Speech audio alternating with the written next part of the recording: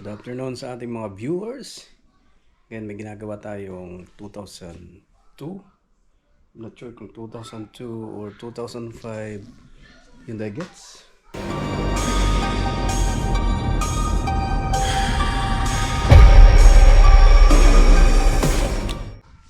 So ngayon papalitan natin ng window regulator kasi ang kanyang front right side o yung driver side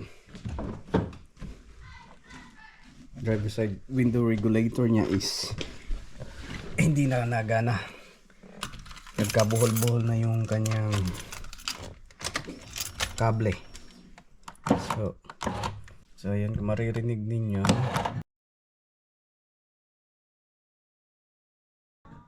sorry, music copyright. Okay, take two.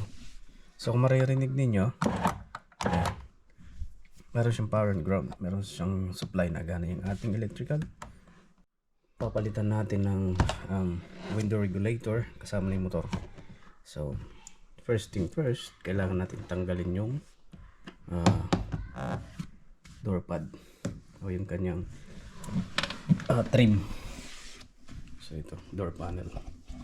So para magawa natin yung ating trabaho ng maayos, kailangan natin ng ating dalawang kamay. I have two hands, the left and the right. Okay? So nakamount yung ating camera.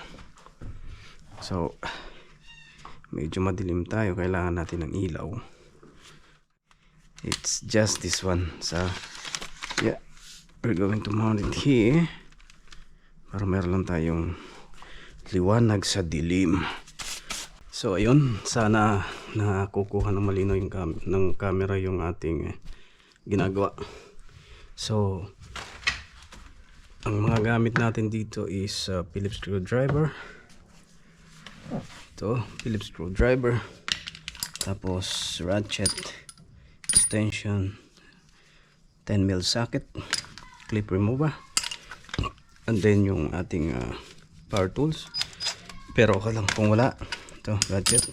Tapos ito yung parts natin. Yung front right side window regulator kasama yung motor. At meron din tayo ditong kape.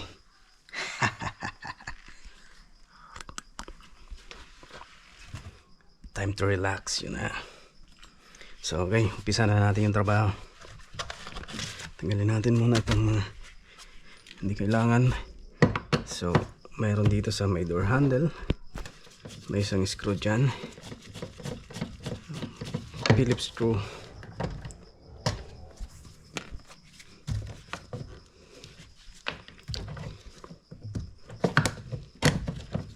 yan. So papap lang, alam ko kailangan lang itong kung makikita, sana nakikita ng ating camera. So ito, mayroon dito sa kaya tanggalin muna natin, hindi ko lang alam kung nakikita.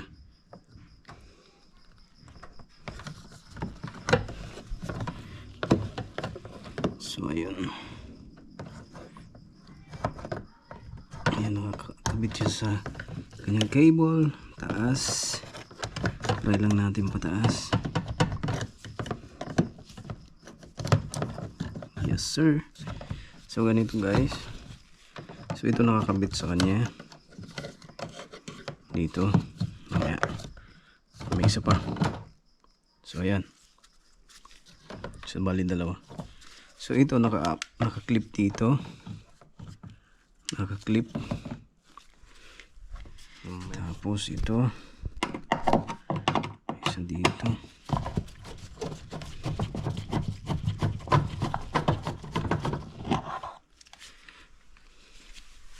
May washer na kulagay. Diyan muna natin ilagay. Pop up. I don't know if I'm doing the correct, but yeah.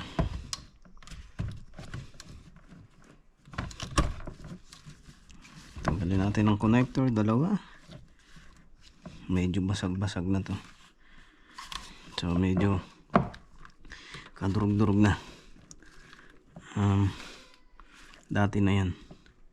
So nilagyan na lang nila ng mga baka nilagyan na lang ng super glue to. So Ayan, tanggalin natin sa dalawang connector. Tapos tingnan natin kung may mga screw pa dito. Ayan, so dito sa gilid dalawa. So bali pang ilang screw na to? Pang-apat.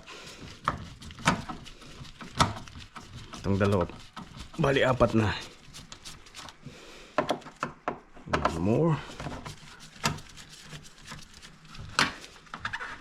One more. Yes sir.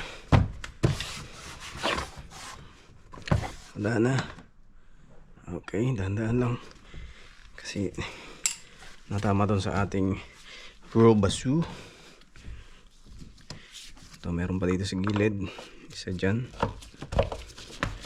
Pasensya na guys, wala akong cameraman. Ang aking camera is nasa ulo. Tapos meron pa dito sa baba, dito sa area na to. Makikita nyo may ano dyan, gatla o ano bang tawag dyan.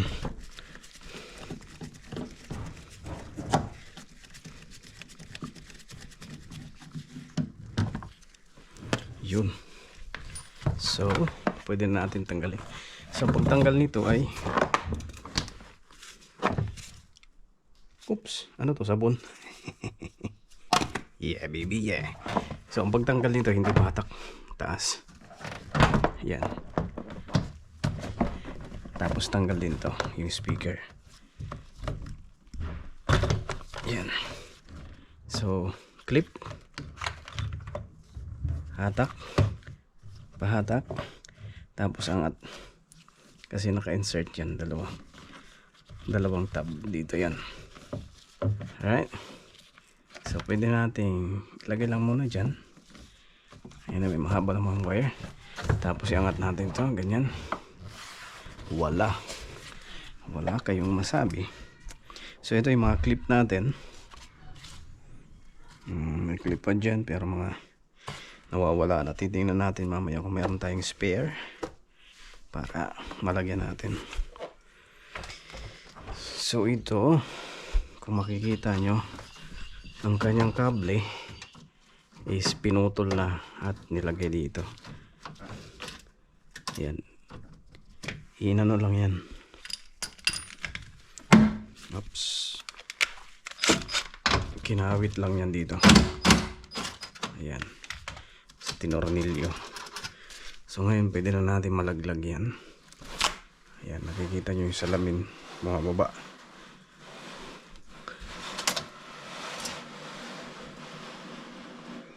So ito na yung mounting ng ating window. Tingnan natin dito sa ating bagong, ibaba muna natin to kung parehas before we remove. So ayan, so okay naman. So itong part na to, yan yun. Iando lang natin tong dalawang tornilyo para matanggal natin itong salamin. Okay, so Phillips screw ulit. Tingnan natin, malaki kasi yung butas ng ng screw. Iba yung size niya pero hindi naman ganun kahigpit, kaya ayos lang. Sugaldin muna natin ang kalso para hindi tayo mangalay. You know, work smart rather than working hard.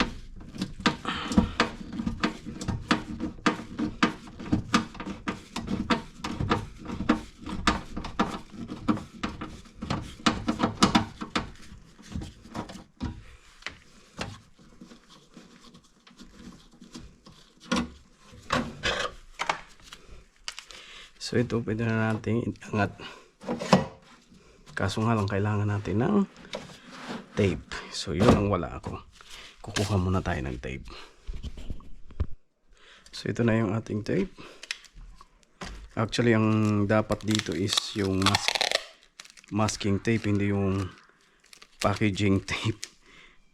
Itong clear. So hindi akma, pero anyway, wala tayong masking tape. Anyway, it will do the job, no? So ang kailangan lang natin kasi hawakan tong salamin para hindi malaglag, para ma-access natin yung regulator nya. So alright, dito muna natin lagay ito. Yan, so nakasuksok yan. Ngayon iti-tape natin to. Just make sure wala siyang alikabok. Medyo mahirap kasi one man tayo, one man. Kailangan natin ng isa pa, pero just be careful. Medyo diskarte lang talaga kasi hindi lahat ng panahon may kasama ka nagtatrabaho,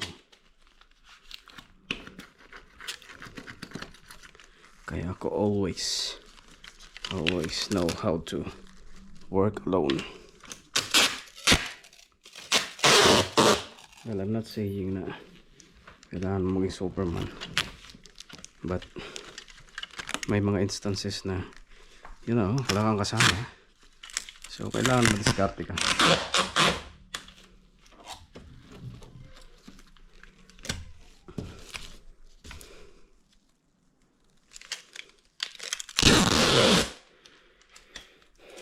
So hindi naman kailangan tagtarin to ng tape, just enough to hold the glass. So ayan, so pag makapit naman, ayan, so mag-i-stay na siya dyan. So yun, na-compare na natin yung pinaka-mounting is okay. So itong mga, dito yung mounting ng window is okay. Ito naman kailangan natin mag-compare, na kumpara sila. So ito dalawa, tapos ito mayroong isa dito, pero itong isa siguro natatakpan yung isang tornilyo, kaya okay tayo dyan. Tapos yung sa motor naman, it has 3, I think itong mga itong tatlong nut is para sa motor. So ito guys, so ito tatlo, so I think okay tayo dito. Alright, so ngayon pwede na natin buksan. Hindi naman pala nakasealed. Kala ko nakasealed siya, naka-tape lang pala to. Alright, diyan ka muna. So lulugan lang natin para hindi masyadong persado yung ating baril. Maingay kasi pag persado. By the way guys, ito nga pala kanina, hindi ko na yan sa inyo. So kanina nakaganyan siya. Yan. So ang gagawin nyo lang, i-undo nyo lang tong clip nya dito sa alambre, sa rod, sa linkage nya. Tapos itutulak nyo lang. Kung may screwdriver kayo, okay yun. So tulak nyo lang, dahan-dahan lang.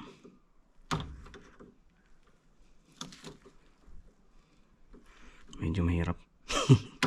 Clip pick kasi, kaya pointed kasi, kaya hindi nakapit agad. So ayan, na-undo na siya. So pag na-undo nyo na itong rod nya man, i-pop up nyo sa taas. So ayan, matatanggal na. Tapos itong isa ganun din, kaso itong isa buo na siya natanggal. Ewan ko, hindi na siguro. Dapat nakalock. Ganito.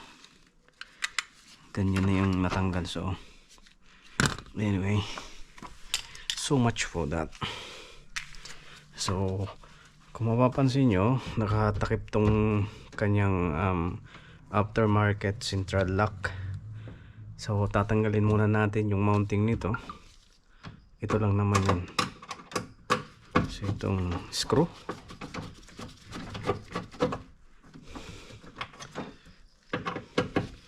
basta kailangan ibalik na lang natin dun sa dati, yung ganyan, kasi bawal siyang sobrang hatak.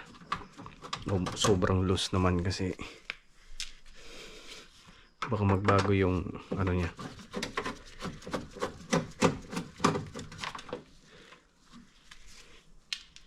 So ayan, ay itong natatakpan. So ganyan lang muna natin yan. Luwagan natin to. So bali 4 na. 1, 2, 4. Tapos meron pa tayong 3 para sa motor naman to. Yan. And then kailangan natin barilin.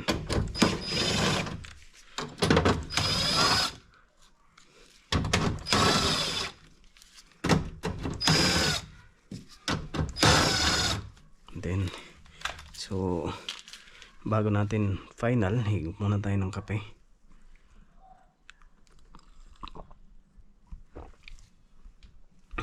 Okay, bago natin final, kung makikita nyo yung motor, meron siyang connector. So mahirap magtanggal ng motor pag nakalaylay yan. So kailangan dito pa lang tanggalin muna natin. Yes sir. Tapos ito guys, tingnan natin. Pwede rin natin i-testing dito kung kakasya to. Baliktad. So ganito. Ayan. So pasok na pasok. PNP. So ngayon kasi libre ng ating motor, tanggalin natin yung last nut, securing nut, at pwede na natin tanggalin yung regulator niya.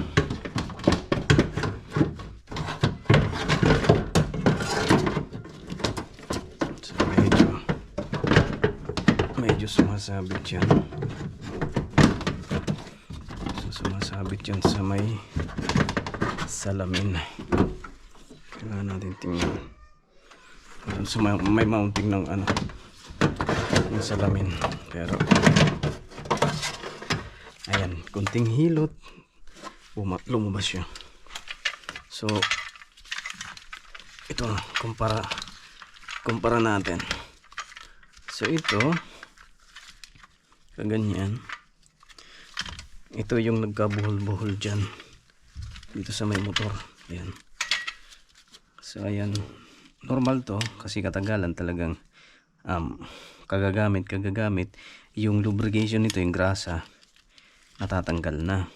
Tapos pag umainit na siya, naghihiwa-hiwalay na tong pinakahibla na wire. So tagalan ganito nang mangyayari. So wala na tayong magagawa dyan. Kailangan talaga natin palitan yung buong window regulator kasama yung motor. So ito may grasa talaga yan kung makikita nyo. Ewan ko kung pipick up ng camera, pero may grasa yan. Yan.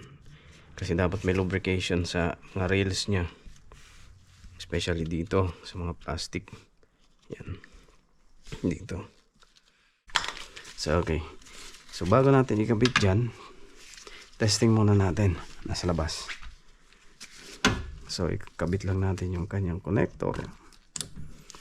Yan. Kabit natin yung kanyang switch.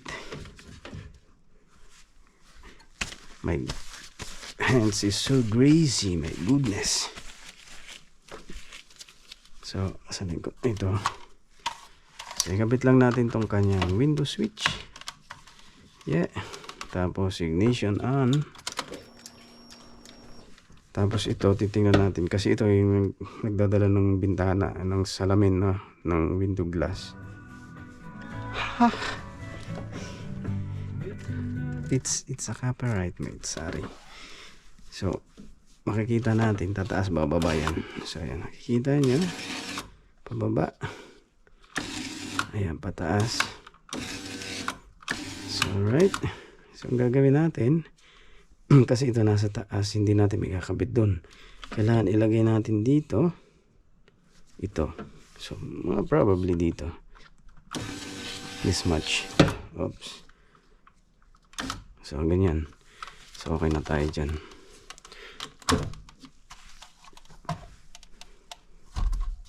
Patay. Tanggal dito. Okay na. Tapos ito, may cover lang yan para dito sa kanyang sa kanyang thread. Pero kahit hindi nyo is-testing sa labas, pwede naman nakakabit na. Tapos i-move nyo na lang pababa. Pinakita ko lang sa inyo para klaro. Oops, ito pala. Sorry. Hindi natin may kakabit yung kanyang nut. Nakatanggal yan. Ito pa pala. Ang dami. My God.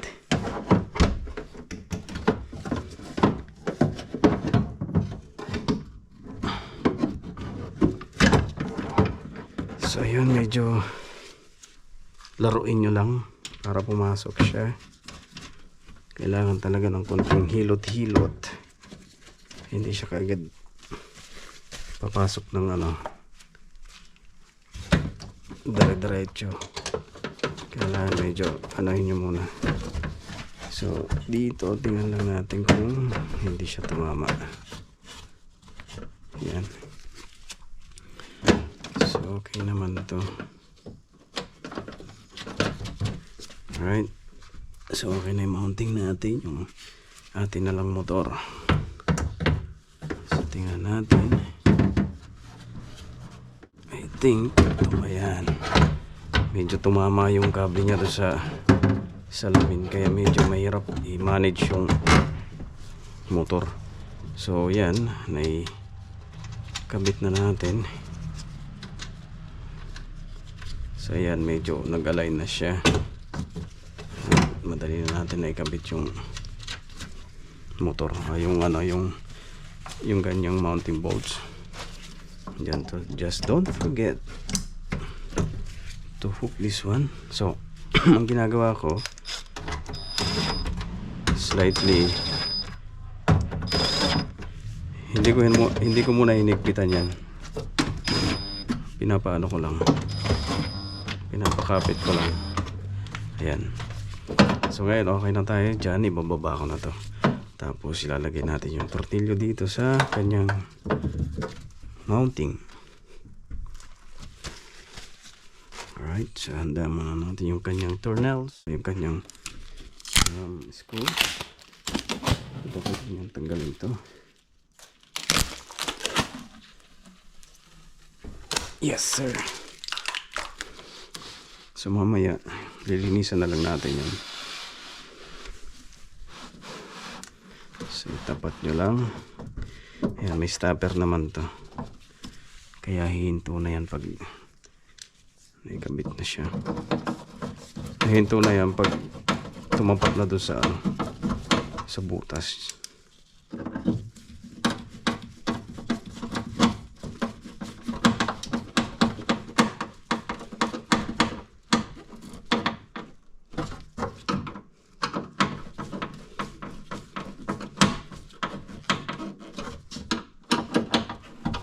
Alrighty.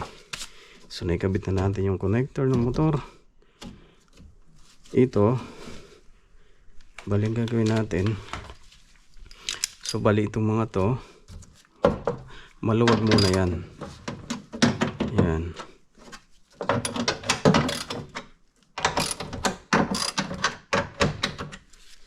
So maluwag muna, tapos kabit natin yung switch.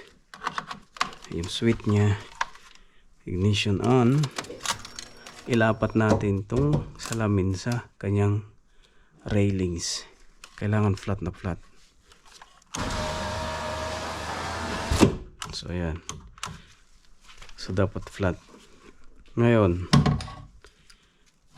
bago, halimbawa nakaganyan siya, no? Nakaganyan siya. Tapos hinigpitan nyo na to. Itong mga mounting bolts ng iyong regulator at saka yung kanyang motor. Ang nangyayari niyan, minsan ito tabingi, misalign. Hindi sabi yung lapat dito. Kaya ang nangyayari, nahihirapan yung motor.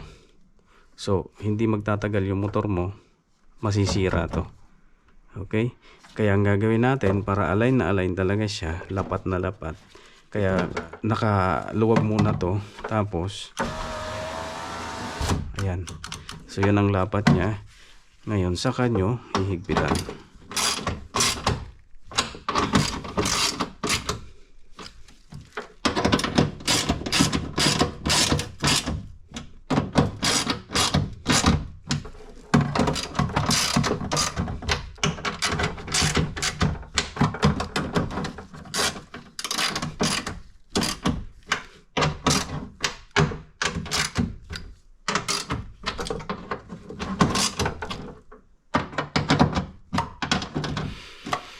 Alrighty. So, ayos na. Kung makikita nyo, mabilis umangat. Mabilis bumaba. Okay? So, ngayon, ikabit na natin yung kanyang door panel. So, patayin natin yung ignition. Tanggalin natin itong harness. At, kabit muna natin to bago makakalimutan. Kabit natin yung tatlong screw.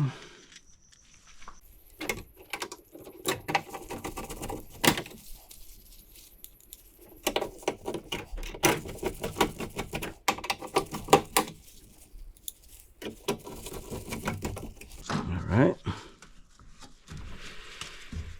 Okay. Kabit natin itong door panel. So, ang pagkabit, ito isabit lang. Yan. Sabit lang dito. Make sure yung wiring harness para dito sa ating power window and mirror switch kailangan nakalabas. Ayan. Tapos ito naman yung wirings nito kasi kita nyo nasa labas. Ipasok lang at ingatan lang maipit. Kasi baka mamaya mabalatan tapos tumatama yan sa ground. Oh, todas na. Anyway, speaker lang naman to. Hindi naman. Pero kahit na. So, tapos i-clip lang, ganyan. So, okay na tayo dyan. Ilagay natin to. Connector ng power mirror at power window. Yes sir. So isalpak muna to pag ganun, kawit. Ganyan. Tapos saka tulak.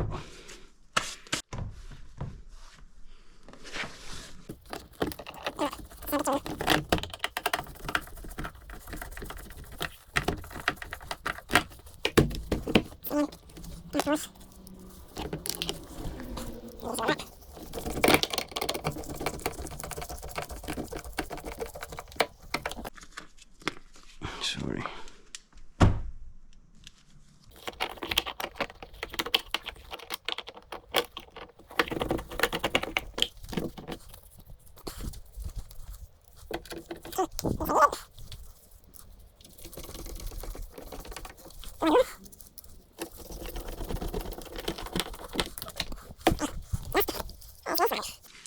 So, ikabit lang natin itong blue clip.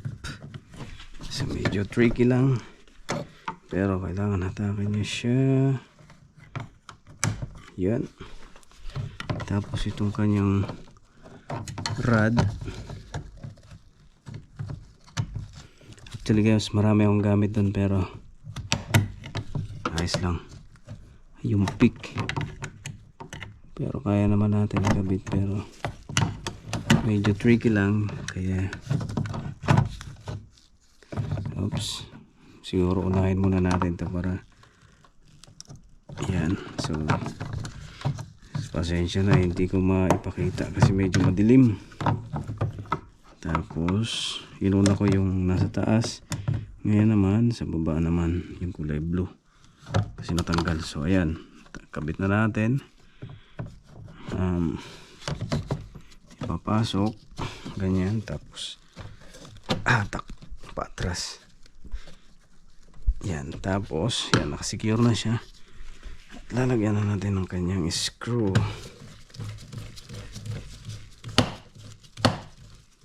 Ayan. So yeah, we're done. Ignition on. Testing.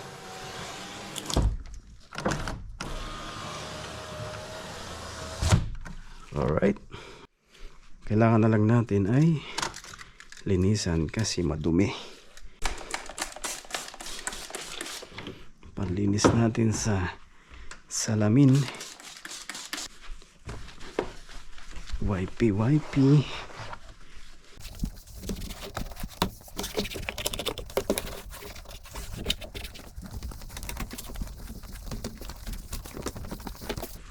So, okay.